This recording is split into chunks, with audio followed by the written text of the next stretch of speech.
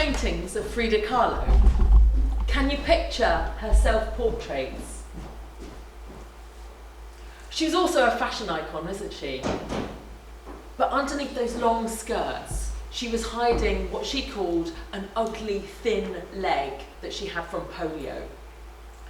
On top of that, she was also in a bus crash, so she spent a lot of her time painting, lying down with a propped up easel and a mirror. These days, we often use Frida, don't we, as a symbol of revolution.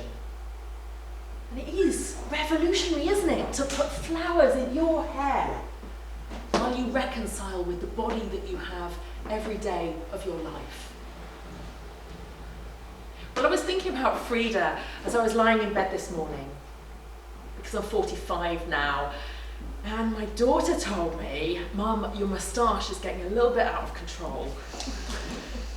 So my hand was on my belly. It was a bit flabby. Of course, because during perimenopause, all your body fat migrates towards your midsection. It really does redistribute. But my brain's like, "Oh, this belly! You got to do something about it. When are you going to get it together? And these thighs, I can feel the cellulite." Ah! I don't know about you, but I wake up every morning with what Janine Roth calls a fat and ugly attack. And that's even 25 years after overcoming binge eating. But these days, I don't let it stop me getting out of bed, because I know I couldn't do what I do unless I face it. So I self-talk myself out of it. In the next few minutes, I'm going to share with you my 3 favourite self-talk strategies for feeling okay about your body. And I'm going to explain why this is a revolutionary act, about a whole lot more than feeling good in a swimsuit. I'm Laura Lloyd. I'm a self-talk coach for health and work. Through my Sensational Eater program, I help women, mostly in the 40+ age group, to completely resolve, in one defining process, lifelong struggles with overeating, with weight, and with body confidence.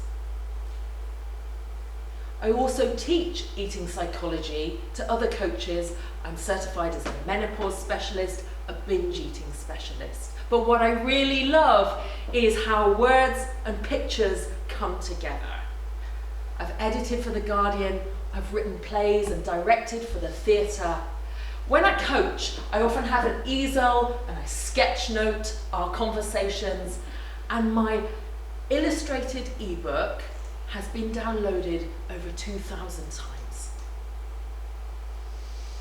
For the last 10 years, I've put together coaching, the intellectual work, and hypnosis, the imaginative work. So before I share these 3 things with you, I'd just like to explain to you how I discovered the power of self-talk and hypnosis. Well, if you could have listened in to my internal dialogue when I was about 19 and I'd been binge eating and bulimic for about 7 years, you would have heard some nasty shit. You would have heard the phrases "too much and not enough" a lot. I've eaten too much, I'm not disciplined enough. And you also would have heard that I was quite lonely, because my outer conversations were skewed by my toxic inner ones. Even though I was studying theatre at university, I was struggling to collaborate sometimes. I was a bit self-obsessed. You know, when you've got a lot of internal conflict, it takes up a lot of headspace. And I was bossy and domineering, because when we feel disrespected, we fight to get heard. The author Paul Randolph, who wrote a textbook on mediation called The Psychology of Conflict, says that low self-esteem translates into all human behaviour. So that countries, when they feel humiliated and disrespected, they start wars. Well, I called a truce on my binge eating when I invested in a set of hypnotherapy audio cassettes with a picture of Carol Vorderman on the cover. I listened to them over and over on my commutes like my life depended on it. And little by little, things changed in the most phenomenal way. And it wasn't mystical, it was a kind of everyday magic. When you listen to and trust in someone else's voice to tell you something more is possible. The pressure lifted. The tapes told me that even just by listening, our brains are already changing. When you walk out of here today, you'll have a different brain to the one you came in here with. And most of all, I felt like I'd found an inner friend, an inner ally. And I know that you also have an inner ally, but you just have to teach her to speak up against the bully. So I'm going to share with you my 3 self-talk strategies now. See if you can commit them, lock them into your memory as we go along, because I am going to circle back at the end and see if you can remember them. Ultimately, what we repeat, we keep. Is that okay with you? Yeah. Great. So my first self-talk strategy is inspired by my time at The Guardian, and it's this: start neutral. Your critical inner voice, just like the tabloids, absolutely loves hype. Oh, these tits are like saggy old sacks, says the Daily Mail. But you've got to be careful, because words have the power to spark fear and loathing. Emotions are a chemical cascade that runs down your body in response to neurons firing. Imagine your brain walks into a bar and the words it says place the order, but then it's your friend, the body, that has to drink down the chemical cocktail of feelings. Look at this study. Numina et al. In 2014 made over 100 bodily heat maps of emotions. Thank you. You see? Your body responds. She can hear you. So what can you say to your body when you wake up in the morning that's neutral? Well, honestly, try something like, I have a human body.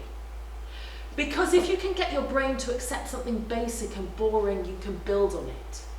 I have a human body. I mean, human bodies are amazing. My cat is amazing. I'm too sexy for my cat. The sky is the limit when you start neutral. My second self-talk strategy is this: be specific. I had this client in Chicago and she had a great idea. She said, I've written I am enough on my bathroom mirror, so I'll keep seeing it. And after about 2 weeks, she was completely dispirited. She said, I just don't believe it. So I said, well, why don't we try this formula? I am X enough to Y. My bum is strong enough to climb cliffs. I am attractive enough to still date my husband. I mean, after all, what's your body for? It's a vehicle for your human experience, the solar power, the solar panel for your human experience. So what would you like to experience? Be specific with your brain. And my third self-talk strategy is take no shit. Just take no shit. When your critical brain starts up, mentally hold up a hand and say something really strong. I once heard the Queen of Affirmations, Louise Hay, say, I refuse to criticize myself. I thought, that's brilliant, and I'll try and use it. And I started to use it whenever I needed it, and I needed it a lot of times a day. I refuse to criticize myself. No, brain, I refuse to criticize myself. Let's say it now all together in our own voices out loud. On 3, okay? 1, 2, 3. I refuse to criticize myself. That's right. And once again, in your own voice, from the belly, hold up your hand. I refuse to criticize myself. That's right. Say it, repeat it, share it. Walk out of here saying it. You know, Frida made reconciling with her body a practice, a work of art. When are you going to decide to start wanting the body you already have? If you're 40 and you're still struggling with this, maybe menopause is the phone call from the universe saying it's time to disobey your conditioning. I said I'd check back, and I'm going to check now if we can remember those 3 things. I'll prompt you, okay? The first one was start neutral. The second one was be specific. The third one was take no shit. You got it. Talk to yourself. Your self-care will change. Your eating will change. Your conversations with other people will change. You know, the ones, the collaborative ones that the world needs women to lead on right now? Go get them, because your body is not holding you back. She can't wait to take you by the arm and introduce you to the world. She is so, so proud of you. Thank you.